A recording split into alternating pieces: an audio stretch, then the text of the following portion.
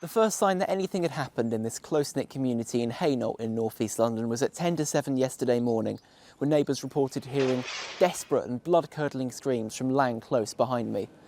It transpired that a man driving a van had come round the corner at heavy speed, crashed into a pedestrian before crashing into a house. Neighbours said that they went to go and check on the man who had crashed, but he got out carrying a 2-foot ornamental sword, which he then used to attack a schoolboy, 14 years old, leaving his home to head for his day at school. Neighbours described seeing the young boy sitting in a 6-foot pool of blood as he lay on the floor, while officers and police who arrived just 12 minutes after they were first called at 6:54 a.m. desperately tried to revive him. Sadly, there was nothing they could do. When I left the house, I locked up, and as soon as I turned over, he approached me and he was asking if, he was basically saying, "Where are we? What's the address?" Once I told the address, he sort of moved closer towards me. He put his foot on my foot, so I couldn't back off. And then that's when he drew out the sword, and it was arm's length. It was honestly petrifying.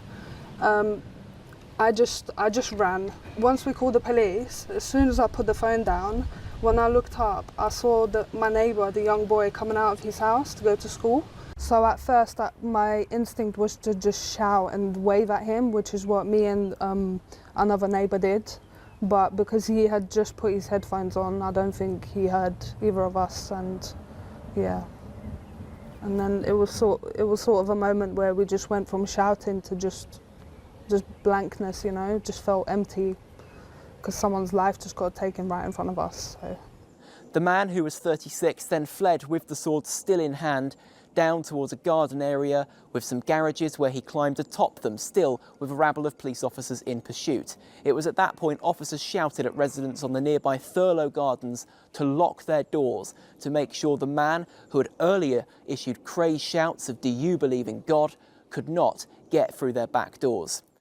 Drop the sword! Oi! He's going in people's gardens, man. Lock your doors! Everyone lock your doors! The man charged along the garden area, and it's understood from talking to neighbours and locals on Thurlow Gardens he may have tried to climb over somebody's gate to get onto their garage, where he was then met with a wall of police officers who shot him with two 50,000-volt tasers in footage captured by a doorbell camera.